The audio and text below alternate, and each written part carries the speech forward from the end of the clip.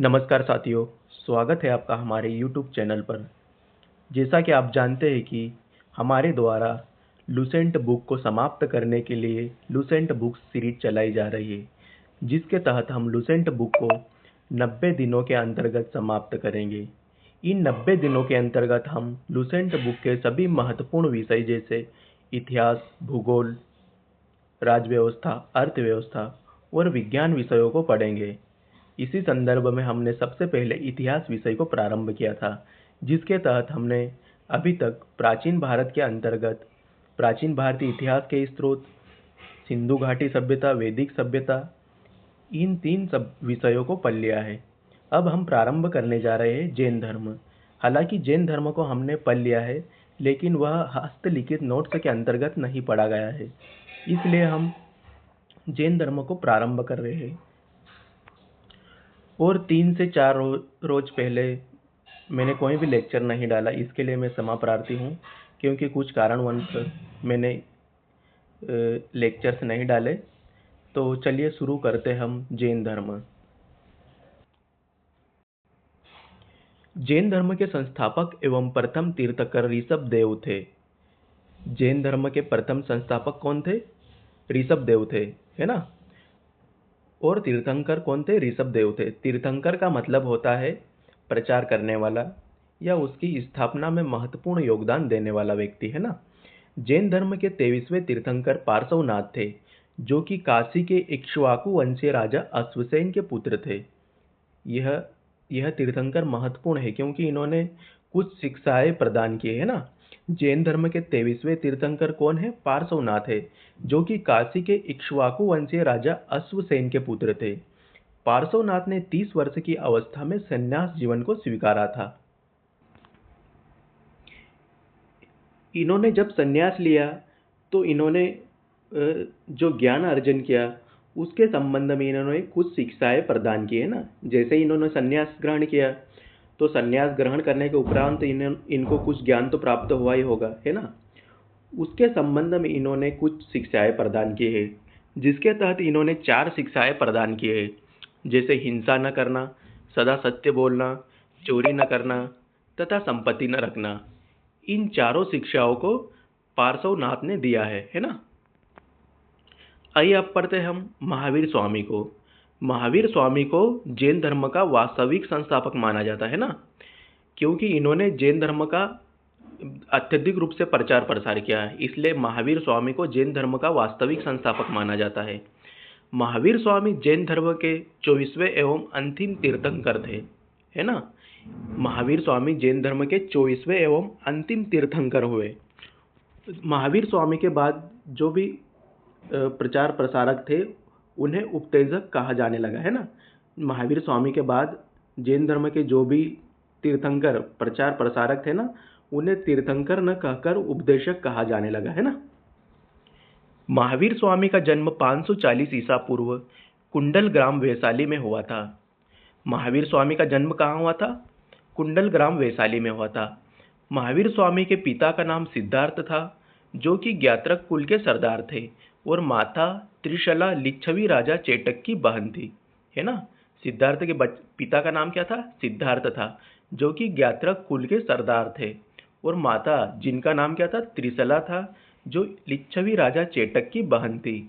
महावीर स्वामी की पत्नी का नाम यशोदा था। महावीर स्वामी की विवाह के उपरांत उन्हें एक पुत्री प्राप्त हुई, जिनका नाम अनुज्जा था, है ना। महावीर स्वामी के बचपन का नाम वर्धमान था। 30 वर्ष की उम्र में बड़े भाई नंदीवर्धन से अनुमति लेकर संन्यास जीवन को स्वीकारा, क्योंकि इनके पिताजी की, महावीर स्वामी के पिताजी की मृत्यु हो गई थी, तो इसलिए उन्होंने नंदीवर्धन से अनुमति प्राप्त की, है ना। उसके उपरांत ही इन्होंने संन्यास जीवन को स्वीकारा था।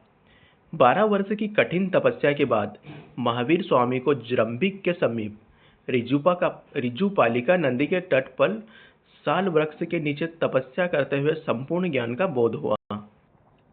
जैसे ही महावीर स्वामी ने संन्यास जीवन ग्रहण किया, है ना, 30 वर्ष की अवस्था में जैसे ही उन्होंने संन्यास जीवन ग्रहण किया तो 12 वर्ष की कठिन तपस्या की। महावीर स्वामी ने 12 वर्ष की कठिन तपस्या की। उसके बाद उनको जृंभिक के समीप, जृंभिक एक स्थान है, के समीप ऋजुपालिका नदी के तट पर, है ना, उसी स्थान के समीप ऋजुपालिका नदी है, उसके तट पर वहीं पर एक साल वृक्ष था, और साल वृक्ष के नीचे तपस्या करते हुए उन्हें संपूर्ण ज्ञान का बोध हुआ। ज्ञान के बोध के पश्चात महावीर, जैसे ही महावीर स्वामी को ज्ञान प्राप्त हुआ, है ना, तो ज्ञान ज्ञान प्राप्त होने के पश्चात महावीर को जिन यानी विजेता कहा गया, अरहत यानी पूज्य कहा गया, और निर्ग्रंथ यानी बंधनहीन कहलाए, है ना। जैसे ही महावीर स्वामी को ज्ञान प्राप्त हुआ तो महावीर जिन, अरहत और निर्ग्रंथ कहलाए। महावीर स्वामी का जैसे ही महावीर स्वामी को ज्ञान प्राप्त हुआ तो अब वो उपदेश तो देंगे ही, है ना। जैसे ही किसी को ज्ञान प्राप्त होता है तो उपदेश तो देते ही हुए। तो इसी प्रकार जैसे ही महावीर स्वामी को ज्ञान प्राप्त होता है तो वह अपना प्रथम उपदेश प्राकृत या अर्धमागधी भाषा में देते हैं, है ना। महावीर स्वामी का प्रथम उपदेश प्राकृत या अर्धमागधी भाषा में था। महावीर के अनुयायियों को निर्ग्रंथ कहा जाता था, है ना। जैसे ही महावीर स्वामी को ज्ञान प्राप्त हुआ और वो उपदेश देंगे तो वैसे वैसे ही उनके फॉलोअर्स बढ़ते जाएंगे। जैसे अपन यूट्यूब पे पढ़ाते हैं कोई टीचर, है ना, जैसे ही वो पढ़ाते हैं तो उनसे प्रभावित होकर बहुत से विद्यार्थी उनके फॉलोअर बन जाते हैं, उनसे जुड़ जाते हैं। इसी प्रकार जैसे ही महावीर स्वामी उपदेश देते हैं तो महावीर स्वामी के भी कई अनुयायी जुड़ जाते हैं ना, तो उन्हीं अनुयायियों को निर्ग्रंथ कहा जाता है। महावीर के प्रथम अनुयायी उनके दामाद जामिल बने, है ना। महावीर के प्रथम अनुयायी उनके ही दामाद जामिल बने। प्रथम जैन भिक्षुणी नरेश दधिवाहन की पुत्री चंपा थी, है ना, सॉरी। प्रथम जैन भिक्षुणी मतलब पहली महिला भिक्षुणी कौन थी? नरेश दधिवाहन की पुत्री चंपा थी। महावीर ने अपने शिष्यों को 11 गणधरों में विभाजित किया। जैसे ही महावीर स्वामी को ज्ञान की प्राप्ति होती है ना, जैसे ही महावीर स्वामी को ज्ञान की प्राप्ति होती है तो उपदेश देना प्रारंभ कर देते हैं ना। उपदेश देते हैं तो उनके बहुत से अनुयायी बन जाते हैं। लेकिन अत्यधिक अनुयायियों के कारण, है ना, उनके अनुयायी बहुत बन गए थे, तो उन्होंने उन्हीं अनुयायियों को 11 गणधरों में विभाजित कर दिया था। आर्य सुधर्मा अकेला ऐसा गंधर्व था जो महावीर की मृत्यु के बाद भी जीवित रहा और जो जैन धर्म का प्रथम थेरा या मुख्य उपदेशक बना। आर्य सुधर्मा, है ना, अकेला ऐसा गंधर्व था जो महावीर की मृत्यु के बाद भी जीवित रहा और जो जैन धर्म का प्रथम थेरा या मुख्य उपदेशक बना। जैसा कि हमने आपको बताया था कि महावीर स्वामी के बाद कोई भी तीर्थंकर नहीं बना, है ना। महावीर स्वामी के बाद कोई भी तीर्थंकर नहीं बना। तीर्थंकर और उपदेशक की अलग अलग विशेषताएं हैं, वे हम मुख्य परीक्षा में पढ़ेंगे। तो अभी आप सिर्फ यही समझ लो कि जैसे ही महावीर स्वामी की मृत्यु होती है ना, तो उसके बाद कोई भी व्यक्ति तीर्थंकर नहीं बना और उसके स्थान पर थेरा या मुख्य उपदेशक बने, है ना। महावीर स्वामी तक तो तीर्थंकर बने व्यक्ति, है ना, लेकिन उसके बाद व्यक्ति थेरा या मुख्य उपदेशक बने। महावीर स्वामी के भिक्षुणी संघ की प्रधान चंदना थी, है ना। जो महावीर स्वामी थे ना, उनकी भिक्षुणी संघ की प्रधान चंदना थी। प्रमुख जैन तीर्थंकर और उनके प्रतीक चिन्ह, ठीक है। जैन धर्म में जितने भी तीर्थंकर हुए, है ना, उनको दर्शाने के लिए कुछ चिन्हों का प्रयोग किया गया है ना, और उन्हें इन्हीं चिन्हों से दर्शाया जाता है। जैसे ऋषभ देव को सांड नामक प्रतीक चिन्ह से दर्शाया गया है। अजित नाथ को हाथी नामक प्रतीक चिन्ह से दर्शाया गया है। संभव जो कि तृतीय जैन तीर्थंकर थे, उन्हें घोड़े से दर्शाया गया है। संपार्श्व जो कि सप्तम जैन तीर्थंकर थे, उन्हें स्वास्तिक से दर्शाया गया है। शांति जो कि 16वें तीर्थंकर थे, उन्हें हिरण से दर्शाया गया है। अर्ना को मीन से दर्शाया गया है। नामी को नीलकमल से दर्शाया गया है। उसके बाद देखते हैं हम अरिष्टनेमी जो कि 22वें तीर्थंकर हुए, उन्हें शंख से दर्शाया गया है। पार्श्वनाथ 23वें तीर्थंकर हुए, है ना। इन तीनों को विशेष रूप से याद रखना क्योंकि इनके क्वेश्चन हमेशा बनते रहते हैं। तो अरिष्टनेमी जो कि 22वें तीर्थंकर थे, उन्हें शंख से दर्शाया गया है। और पार्श्वनाथ जो कि 23वें तीर्थंकर थे, सॉरी अरिष्टनेमी 22वें थे, उन्हें शंख से दर्शाया गया है। और पार्श्वनाथ जो कि 23वें तीर्थंकर थे, उन्हें सर्प से दर्शाया गया है। पार्श्वनाथ ने 4 शिक्षाएं दी है जिन्हें हमने पढ़ लिया है ना। और महावीर स्वामी जो कि जैन धर्म के अंतिम अंतिम तीर्थंकर थे, है ना, 24वें तीर्थंकर, जिन्हें सिंह से दर्शाया गया है। दो महत्वपूर्ण तीर्थंकर हैं, उन्हें हम देखते हैं। 2 जैन तीर्थंकर ऋषभदेव एवं अरिष्टनेमी, है ना। ऋषभदेव एवं अरिष्टनेमी के नामों का उल्लेख ऋग्वेद में मिलता है। ऋषभदेव एवं अरिष्टनेमी का उल्लेख कहाँ पे मिलता है? ऋग्वेद में मिलता है। अरिष्टनेमी को भगवान कृष्ण का निकट संबंधी भी माना जाता है ना। अरिष्टनेमी को भगवान कृष्ण का निकट संबंधी माना जाता है। लगभग 300 ईसा पूर्व में, है ना, लगभग 300 ईसा पूर्व में मगध में 12 वर्षों का भीषण अकाल पड़ा, जिसके कारण भद्रबाहु अपने शिष्यों सहित कर्नाटक चले गए, किंतु कुछ अनुयायी स्थूलभद्र के साथ ही मगध में रुक गए। 300 ईसा पूर्व में मगध में 12 वर्षों का भीषण अकाल पड़ा, जिस कारण भद्रबाहु अपने शिष्यों सहित कहाँ चले गए? कर्नाटक में चले गए। लेकिन कुछ अनुयायी स्थूलभद्र के साथ मगध में ही रुक गए, है ना। जैसे ही मगध वाले स्थान पे 12 वर्षों का भीषण अकाल पड़ता है, उस समय इस समस्या को देखकर कुछ अनुयायी, है ना, जैन धर्म के कुछ अनुयायी भद्रबाहु के साथ कहाँ चले जाते हैं? कर्नाटक में चले जाते हैं। लेकिन जैसे ही अकाल की समाप्ति होती है तो 12 वर्षों के उपरांत वे मगध वापिस आ जाते हैं, किंतु वापिस लौटते ही उनके विचारों में मतभेद आ जाते हैं। जैसे हम कोई दूसरे स्थान जाते हैं तो अपना रहन सहन, संस्कृति आदि थोड़ा बहुत तो कुछ परिवर्तन होता है। उसी प्रकार जब भद्रबाहु कर्नाटक गए तो उनके विचारों, संस्कृति आदि में कुछ परिवर्तन हुआ, है ना। तो इसी कारण जो मगध में स्थूलभद्र रह गए थे, उनके विचार और भद्रबाहु के विचारों में मतभेद आ गया, है ना। तो जैसे ही भद्रबाहु वापस लौटते हैं, मगध के साधुओं से उनका गहरा मतभेद हो गया, जिसके परिणाम स्वरूप जैन मत श्वेतांबर एवं दिगंबर नामक 2 संप्रदायों में बढ़ गया। जैसा कि हमने बताया कि कोई यदि किसी दूसरे देश में जाता है, दूसरे स्थान पर जाता है, तो वहाँ की संस्कृति, भाषा, रीति रिवाज का थोड़ा बहुत तो उनके ऊपर प्रभाव पड़ता ही है। उसी प्रकार भद्रबाहु पे भी पड़ा होगा और उनके विचार थोड़े बहुत जैन धर्म से अलग हो गए होंगे। तो जैसे ही वो मगध वाले स्थान पे लौटते हैं तो स्थूलभद्र और भद्रबाहु के विचारों में मतभेद उत्पन्न होता है, जिस कारण जैन धर्म 2 भागों में विभाजित हो जाता है। 2 जैन मतों में विभाजित हो जाता है, एक श्वेतांबर है और एक दिगंबर है। जैन धर्म जैसे ही विभाजन होता है तो स्थूलभद्र के जो शिष्य है ना, वे श्वेतांबर कहलाए, जो कि श्वेत वस्त्र धारण करते थे। और भद्रबाहु के शिष्य जो कर्नाटक चले गए थे और वापिस आए, है ना, वे क्या कहलाए? दिगंबर कहलाए। और वह क्या थे? नग्न रहने वाले, है ना। अभी भी हम देखते हैं कि 2 प्रकार के अपन देखते हैं, जो श्वेत वस्त्र धारण करते हैं और नग्न रहने वाले साधु, है ना।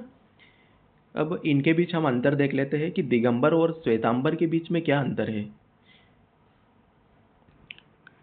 जैसे कि दिगंबर है ना, ये 5 ग्रंथों का पालन करते थे, जो 5 निर्ग्रहों का पालन करते थे। जैसे चार सत्य किसने दिए? 4 सत्य यानी 4 क्या बोल सकते हैं, जैसे तो इनमें 4 शिक्षाएं पार्श्वनाथ ने दी थी, है ना, जिसमें सत्य, अहिंसा, अस्तेय और अपरिग्रह। लेकिन जो 5वां है ना, ब्रह्मचार्य, इसे लिख लेना आप लोग कि 5वां ब्रह्मचार्य नामक शिक्षा जैन धर्म के अंतिम तीर्थंकर महावीर स्वामी द्वारा दी गई थी, है ना। तो जो दिगंबर संप्रदाय है ना, जो दिगंबर मत है, वे 5 शिक्षाओं का पालन करते थे। जैसे कभी सत्य बोलना, हमेशा सत्य बोलना, अहिंसा नहीं करना, अस्तेय, अपरिग्रह एवं ब्रह्मचार्य, है ना। और जो दिगंबर थे ये केवल 4 निर्ग्रहों का पालन करते थे, जो कि पार्श्वनाथ द्वारा दिए गए थे। ब्रह्मचार्य का पालन, ये ब्रह्मचार्य का पालन नहीं करते, है ना। यह संप्रदाय 6 अनंत पदार्थों का अस्तित्व प्रकट करती है, यथा आत्मा, जीव, आत्मा यानी जीव, पदार्थ, अंतरिक्ष, गति तथा समय। यह काल को छोड़कर 5 अनंत पदार्थ का अस्तित्व स्वीकार करता है, यथा आत्मा, पदार्थ, अंतरिक्ष, गति, स्थिरता। यूपीएससी और पीसीएस को छोड़कर, है ना, यूपीएससी और पीसीएस को छोड़कर अन्य एग्जामों में इतना जो ये वाला पॉइंट है ना, इसे नहीं पूछ सकते क्योंकि बहुत डीप में है। अगर कोई यूपीएससी और पीसीएस की तैयारी कर रहा है तो ये इसे पूछ सकते हैं कि ये समय को, है ना, ये समय को छोड़कर 5 अनंत पदार्थों का अस्तित्व स्वीकार करता है। इसमें महिलाएं तीर्थंकर नहीं हो सकती, है ना, महिलाएं तीर्थंकर हो सकती है। इनका मानना है कि महावीर स्वामी ने विवाह नहीं किया था, और ये क्या मानते हैं कि महावीर स्वामी ने विवाह किया था। ये मानते हैं कि 19वें तीर्थंकर मल्लीनाथ पुरुष थे, और ये मानते हैं कि मल्लीनाथ एक स्त्री थी, है ना। नाम से इनको मतभेद हुआ होगा कि मल्लीनाथ पुरुष है कि स्त्री है। तो जो दिगंबर संप्रदाय के लोग हैं ना, वे मल्लीनाथ को एक पुरुष मानते हैं, और श्वेतांबर जो कि मल्लीनाथ को एक स्त्री मानते हैं। इनका कहना है कि मूल जैन आगम ग्रंथ खो चुका है ना, और ये जैन आगम ग्रंथों को स्वीकार करते हैं। आगम क्या है हम आगे पढ़ेंगे। ये मानते हैं कि केवल्य प्राप्ति के बाद उपवास करके रहा जा सकता है, केवल्य यानी संपूर्ण ज्ञान, है ना। और ये मानते हैं कि केवल्य प्राप्ति के बाद भी भोजन की आवश्यकता पड़ती है। ये स्त्रियों के इसी जीवन में मुक्ति का विरोध करते हैं। ये इसी जीवन में स्त्रियों की मुक्ति की अधिकारिणी मानते हैं। ये सफ़ेद वस्त्र नहीं पहनते हैं क्योंकि इसे निर्वाण या मोक्ष में बाधक मानते हैं ना। ये सफ़ेद वस्त्र पहनते हैं तथा इसे निर्वाण मोक्ष में बाधक नहीं मानते। जैसा कि हम देखते हैं कि बौद्ध धर्म में भी कुछ संगतियाँ हुई है, उसी प्रकार जैन धर्म में भी संगतियों का आयोजन किया गया है। संगतियों का आयोजन क्यों किया जाता है? ताकि किसी भी धर्म का प्रचार प्रसार कर सके, उस धर्म के बारे में कुछ नियम कानून के बारे में बात कर सके और उनका निर्माण कर सके। उसका प्रचार कैसे होगा, है ना, उसको बढ़ावा कैसे दिया जाएगा, उसको कहाँ कहाँ तक फैलाया जाएगा, इस संबंध में कुछ जैसे सभाएँ आयोजित की जाती है। उसी प्रकार जैन धर्म में जो सभाएँ आयोजित की गई उन्हें संगतियाँ कहा गया है ना। तो 2 जैन संगतियाँ हुई है, जिसमें प्रथम 300 ईसा पूर्व में पाटलिपुत्र में हुई है ना प्रथम, और उसके अध्यक्ष कौन थे? स्थूलभद्र थे। द्वितीय जैन संगति कब हुई थी? 512 ईस्वी में। कहाँ पे आयोजित हुई थी? वल्लभी, गुजरात में, जिसके अध्यक्ष समाश्रवण थे। आइए आगे देखते हैं जैन धर्म के त्रिरत्न। जैन धर्म के त्रिरत्नों में, है ना, जो जैन धर्म के दर्शन है ना, तो जैन धर्म के त्रिरत्न में है सम्यक दर्शन, सम्यक ज्ञान, सम्यक आचरण। त्रिरत्न के अनुशीलन में निम्न 5 महाव्रतों का पालन अनिवार्य है ना। जो त्रिरत्न है ना, उनके अनुपालन के लिए पहले 5 महाव्रतों का पालन करना अनिवार्य है। 5 महाव्रतों में कौन कौन से हैं? अहिंसा, सत्यवचन, अस्तेय, अपरिग्रह, है ना। ये 4 शिक्षाएं तो पार्श्वनाथ द्वारा दी गई थी। जो ब्रह्मचार्य नामक शिक्षा है ना, ये महावीर स्वामी के द्वारा दी गई थी, है ना। जैन धर्म के चारों वरों शिक्षा, अन्न, चिकित्सा और आवास के सिद्धांत ने इसे लोकप्रिय बनाने में मदद की।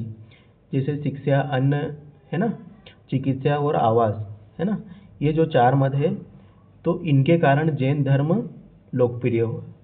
जैन धर्म में ईश्वर की मान्यता नहीं है, अर्थात जैन धर्म ईश्वर को नहीं मानता है। जैन धर्म में आत्मा की मान्यता है, अर्थात जैन धर्म आत्मा को मानते हैं। जैनियों के अनुसार जीव यानी आत्मा न केवल मनुष्यों व पशु पक्षियों में वरन पेड़ पौधों, पत्थरों व जल में भी पाया जाता है ना। जैन धर्म क्या मानता है कि जो आत्मा है वो केवल मनुष्य में ही नहीं बल्कि पेड़ पौधों, पक्षियों इत्यादि में भी पाई जाती है। जैन धर्म के अनुसार सृष्टि का निर्माण जीव तथा अजीव नामक 2 मूल तत्वों से हुआ है। जीव चेतन तत्व है और अजीव अचेतन तत्व, जड़ तत्व, है ना। पुद्गुल, काल, आकाश जैसे अजीव या अचेतन कौन से है? जड़ तत्व, पुद्गल, काल, आकाश, धर्म व अधर्म, ये क्या है? अजीव तत्व है। महावीर पुनर्जन्म एवं कर्मवाद में विश्वास करते हैं, है ना। जैसे अच्छा कर्म करेंगे तो पुनर्जन्म मिलेगा। जैन धर्म के सप्तभंगी ज्ञान के अन्य नाम स्याद्वाद व अनेकांतवाद है, जो जैन धर्म का मौलिक सिद्धांत है ना। जैन धर्म में कितने सिद्धांत है? एक तो त्रिरत्न है, पंचमहाव्रत है, और एक स्याद्वाद व अनेकांतवाद है ना। ये याद रखना कि जैन धर्म में 3 सिद्धांत दिए गए हैं, जिनके नाम क्या क्या है? एक तो त्रिरत्न है, पंचमहाव्रत, और एक स्याद्वाद व अनेकांतवाद। स्याद्वाद व अनेकांतवाद जो जैन धर्म का मौलिक सिद्धांत है। जैन धर्म ने अपने आध्यात्मिक विचारों को सांख्य दर्शन से ग्रहण किया है। जैन धर्म पर जो उनके सिद्धांत है ना, मौलिक विचार है, उन पे सांख्य दर्शन का अत्यधिक प्रभाव पड़ा है ना। जैन धर्म पर सांख्य दर्शन का अत्यधिक प्रभाव पड़ा है, तो जैन धर्म ने अपने आध्यात्मिक विचारों को सांख्य दर्शन से ग्रहण किया है। जैन धर्म मानने वाले कुछ राजा थे, है ना। उदयीन वदराजा, चंद्रगुप्त मौर्य, कलिंग नरेश खारवेल, राष्ट्रकूट राजा अमोघवर्ष तथा चंदेल शासक, ये जितने भी राजा है ना, ये जैन धर्म को मानते थे। मैसूर के गंगवंश के मंत्री चामुंड, है ना। मैसूर के गंगवंश के मंत्री, गंगवंश कौन है? गंगवंश के शासक, है ना। जो गंगवंश के शासक है, उनके मंत्री कौन है? चामुंड, है ना। चामुंड के प्रोत्साहन से कर्नाटक के श्रवणबेलगोला, है ना। कर्नाटक के श्रवणबेलगोला में 10वीं शताब्दी के मध्य भाग में विशाल बाहुबली की मूर्ति, जिसे गोमतेश्वर की मूर्ति भी कहा जाता है, का निर्माण किया गया है ना। ये जैन धर्म से संबंधित मूर्ति है। गोमतेश्वर की प्रतिमा कायोत्सर्ग मुद्रा में है। महावीर तपस्या की इस मुद्रा में वह अपनी चारों ओर के वातावरण से अनभिज्ञ है। उनके पैरों में सांप लपेटे हुए तथा चींटियों ने मिट्टी के घरौंदे बना लिए हैं। यह मूर्ति, जो गोमतेश्वर की मूर्ति है ना, वो 18 मीटर ऊंची है एवं एक ही चट्टान को काटकर बनाया गया है। इस मूर्ति को एक ही चट्टान से काटकर बनाया गया है। जैसे एलोरा का कैलाश मंदिर है ना, उसी प्रकार इस मूर्ति को एक ही चट्टान से काट के बनाया गया है, और यह 18 मीटर ऊंची है। खजुराहो में जैन मंदिरों का निर्माण चंदेल शासकों द्वारा किया गया। खजुराहो में जो जैन मंदिर बने हैं ना, उनका निर्माण चंदेल शासकों के द्वारा किया गया है। आधुनिक तमिलनाडु के पदुकोट्टई जिले में स्थित सिद्धनावसल या सिद्धनावसल गुफाएं जैन धर्म से संबंधित है। इन्हें पढ़ लेना। आधुनिक तमिलनाडु है ना, जो वर्तमान तमिलनाडु है, के पुदुकोट्टई जिले में है ना स्थित शिवनावसल या सिद्धनावसल गुफाएं जैन धर्म से संबंधित है। मौर्योत्तर युग में मथुरा जैन धर्म का प्रसिद्ध केंद्र था, है ना। जो मौर्य युग का जो अंतिम चरण था ना, अंतिम शासक मान सकते हैं मौर्योत्तर युग, है ना। किसी भी वंश का जो अंतिम चरण होता है, जिसका आखिरी काल होता है ना, उसे उत्तर काल कहते हैं। तो मौर्योत्तर युग में मथुरा जैन धर्म का प्रसिद्ध केंद्र था। मथुरा कला का संबंध जैन धर्म से है। जैन तीर्थंकरों की जीवनी भद्रबाहु द्वारा रचित कल्पसूत्र में है। जो भी जैन तीर्थंकर हुए 24 तीर्थंकर, है ना, उनकी जीवनी कहाँ पर रचित है? कल्पसूत्र में। और कल्पसूत्र किसके द्वारा रचित है? भद्रबाहु के द्वारा। 72 वर्ष की आयु में महावीर की मृत्यु, है ना, मृत्यु जिसे निर्वाण कहा गया है, 468 ईसा पूर्व में बिहार राज्य के पावापुरी में हो गई। मल्ल राजा सृष्टिपाल के राजप्रसाद में महावीर स्वामी को निर्माण प्राप्त हुआ था, है ना। जो मल्ल राजा सृष्टिपाल है ना, उन्हीं के महल में या उन्हीं के राज्य में महावीर स्वामी ने निर्माण प्राप्त किया था। ठीक है दोस्तों, तो जैन धर्म भी समाप्त होता है। इसके बाद हम पढ़ेंगे बौद्ध धर्म, है ना। अभी कोई भी क्लास ऐसे नहीं जाएगी, उसे मतलब लगातार रूप से मैं अपलोड करता रहूँगा। धन्यवाद।